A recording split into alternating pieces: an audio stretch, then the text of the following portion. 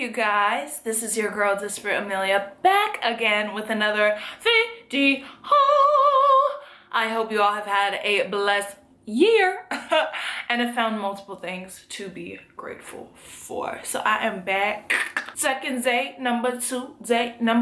If you hear all the traffic outside again, I apologize because I'm very close to the street. This is a Talkaholic.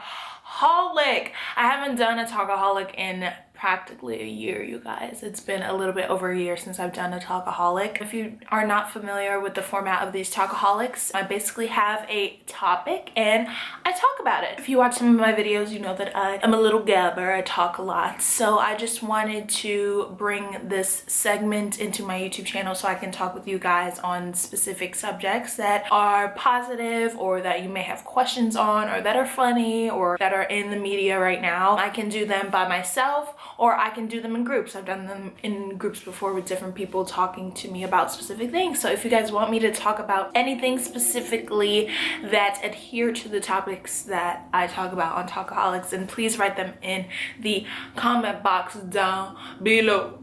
Down below. Ooh, yeah. So our topic today is what my losses have taught me. Well, specifically on the subject of loneliness, what being alone has taught me. I always start off with defining the things that I will be talking about. So we're gonna define loneliness and we're gonna define alone. So loneliness, and I'm looking at the Google definition of loneliness. It is sadness because one has no friends or company. All right. And number two, the quality of being unfrequented and remote.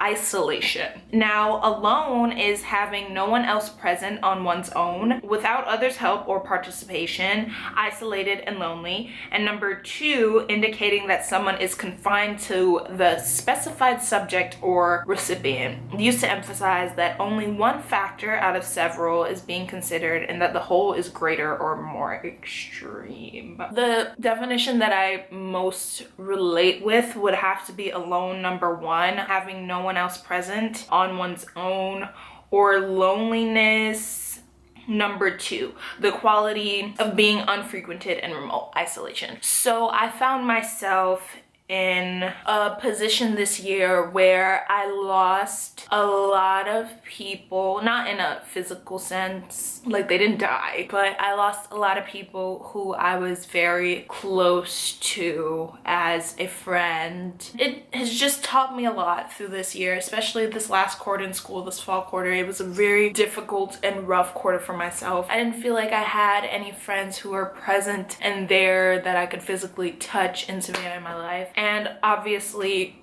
I was wrong. I did have people that I can look to and look forward to. I truly feel that you are never absolutely 100% alone. There's so many people on this earth that there's no way that you can be 100% alone, and I am a believer in God. I have faith in God, and He's always there for me, so there is no way. There's no way. I'm only in a room with God. But I did feel like, in terms of sharing my emotions and sharing who I was and sharing what I was excited about or my accomplishments, or maybe I wasn't feeling well that day so I could talk to somebody about it, I didn't feel like I had those kind of people around me at a certain point. And one of my friends was off in Hong Kong, so I couldn't even talk to her physically. That kind of thing messed with my head a lot. I think this video will be talking about more of my experience and what I've learned from it, instead of helping with loneliness and being alone for other people who feel the same way. So I'm gonna talk about some ways of how being alone changed me. I definitely value genuine energy. I am very intuitive. I feel like I have the spirit of discernment. I always can feel when something is not exactly right, when energy is not all the way there, when something's wrong, or when a person is actually really good and light and they give off a positive energy. I'm definitely keen to feeling those things. I value genuine energy, people who actually want to be there there for you, people who are encouraging you, not because you can get them where they want to be. They're encouraging you because they want to see you be lifted and be higher. They want to see you succeed just as they're trying to get themselves to succeed. I value energy that's always, not always positive, because not everybody's always positive, but that is positive for you, that sees you trying and going forth and tries to uplift you and encourage you. I also learned that I need to leave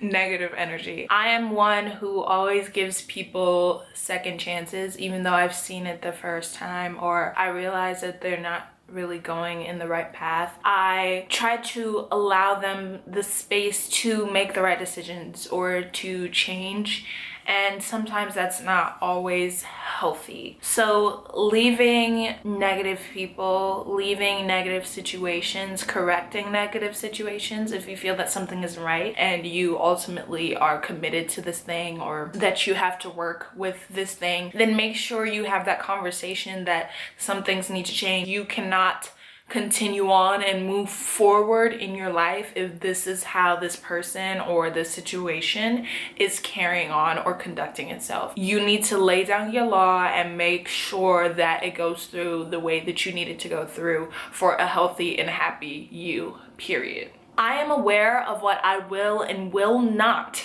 accept in my life, and I will get rid of it even if it hurts. Okay, a lot, emotions taking me over, caught up in sorrow, lost in a song. I almost started crying. Okay, I took a lot this year. I really did. I know who I am as an individual. I know my values, and I know that I'm a very genuine spirit, and some of the things that I dealt with this year was just, it was a lot, and I was at a point where I was really tired of what I was going through. It was very emotional for me this year, and I decided that I have to choose who or what is going to be in my life. I have power of choice. I have power of decision. I don't have to be around you if it's not healthy for me. I found myself defending myself every single time, and I feel like if you are a person in my life, then I shouldn't have to defend who I am.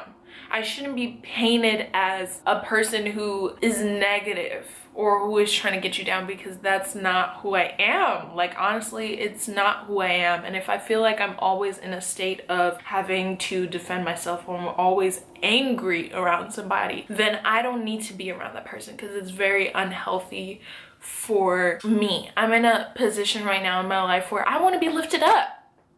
I'm tired of being the one to lift everybody else up, which I'm always going to continue to do, but not with everyone. Like, I'm not here to clean up other people's messes. I'm not here to just take everything that people are throwing at me. I'm here to live my own life, and I'm not here to bring people on the back of me. Like, I just don't have time for it anymore. I don't, and I'm demanding respect. I am demanding to be treated a certain way, and if you can't abide to that, then deuces. I let go and I let flow. Okay, if they don't want to be in my life, I gotta let them go.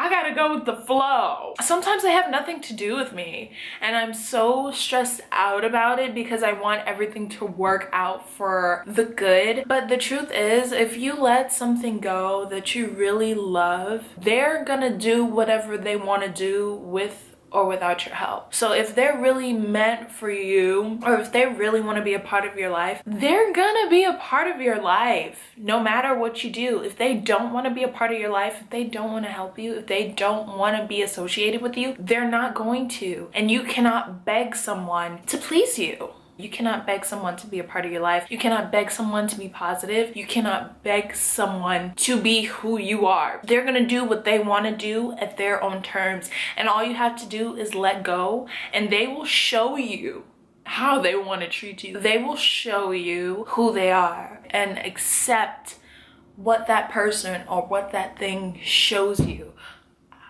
I have learned to lean on God. I'm leaning not on my own understanding, because some things happen and we're like, oh my gosh, this is the worst thing that's ever happened in my life. I'm crying and this and that. But it ends up being for the better. Those things that you let go make room for things that really need to be there and things that are gonna help you in the long run. So sometimes you just have to not lean on your own understanding, have faith and believe that everything will work out for the good. And it may not be right now that you get whatever it is that you want, but it's gonna come, and when it comes, it's gonna come tenfold. So you have to believe and trust in God if that's who you trust in, because it's gonna come.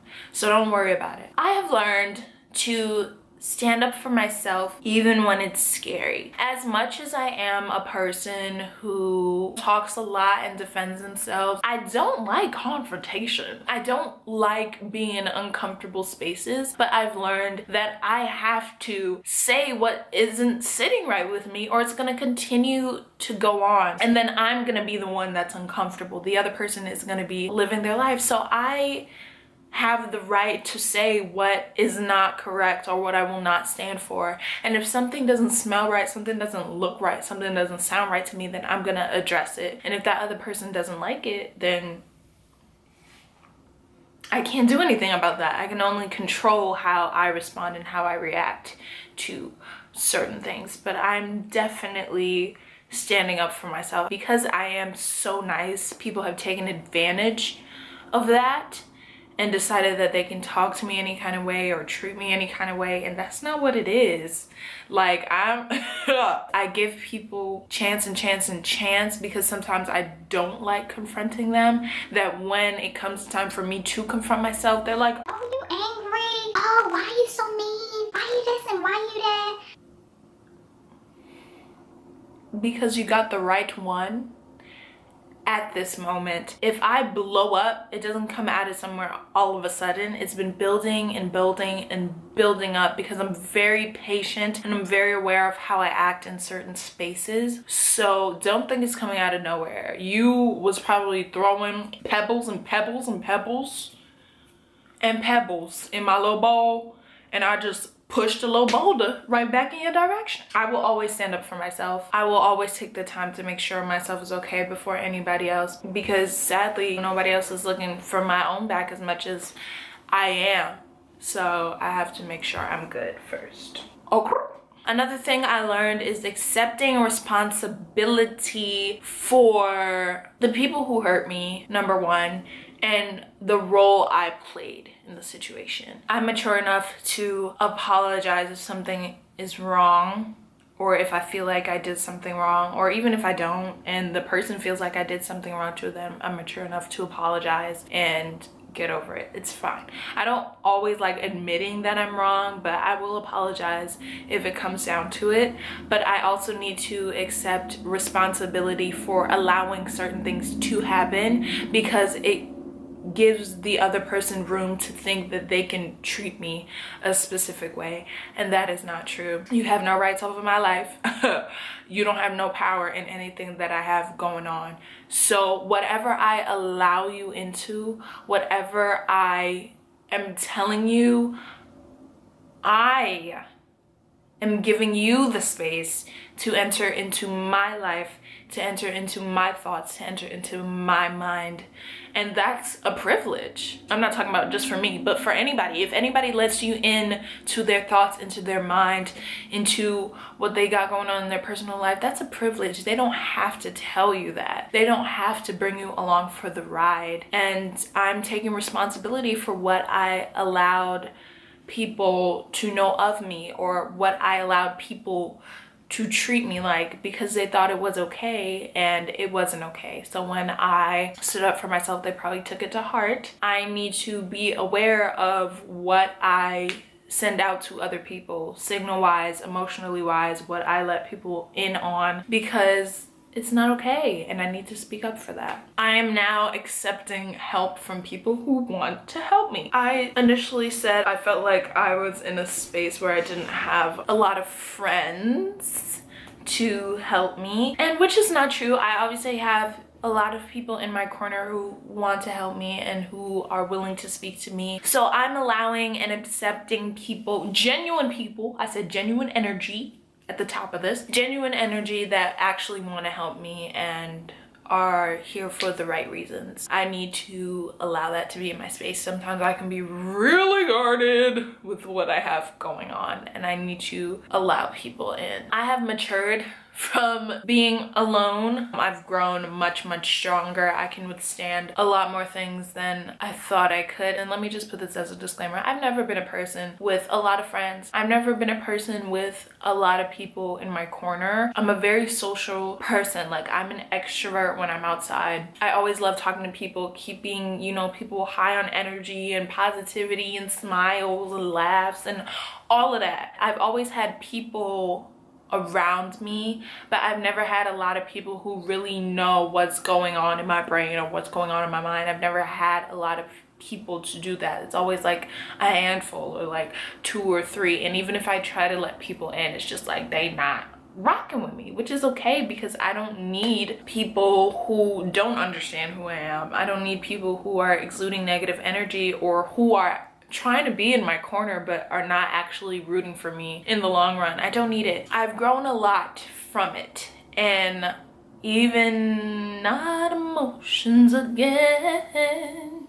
Even since I was smaller, I've just never found myself in a large friend group. Now, I just find it as a blessing. I'm very aware of the people that I keep around me. I'm very aware of how people talk around me, or what people listen to around me, or what people watch, because I want everything that I'm exuding and everything that I'm about to be positive, to be about success, to be about growth, to be about moving forward. And if it's not, then why is it there? Then I'm entertaining something that has nothing to do with what I'm about, and it's gonna tear me down in the end. I hope I'm making sense. I'm like speaking in metaphors and like not using actual scenarios, but these are just some things that I've learned. If you have any questions, put them in the comment box below. I just whistled through my teeth. Oh my. Questions. Oh my. I learned that I can't look for what I'm searching for in people, because I'm not gonna find it. People are not gonna supply me with what I ultimately want, with what I ultimately need. I need to search for whatever that is in myself. I can find whatever that is in God. No one on this earth, even if I have a husband or a partner, can help me to respect and love myself. It has to start within, because if I don't have that already on the inside of me, then whoever comes into my life will be able to tear whatever is left down, or be able to plant thoughts into my head that will make me devalue myself. And I have to love myself first before I can love anybody else, and that starts with me. I've learned that I have gained so much from the people that I have lost. They have taught me so much, and I am ultimately grateful for it. Obviously, it was a little bit emotional. Sometimes when I think back on it, I get a little sad. You have to go through things to grow through things, and I've definitely grown from the experiences that I've had. They've taught me to be stronger. I've matured a lot more. So I am ultimately grateful for them. You always have a little bit of hard times, or it's always the hardest before your breakthrough comes. So waiting for that breakthrough.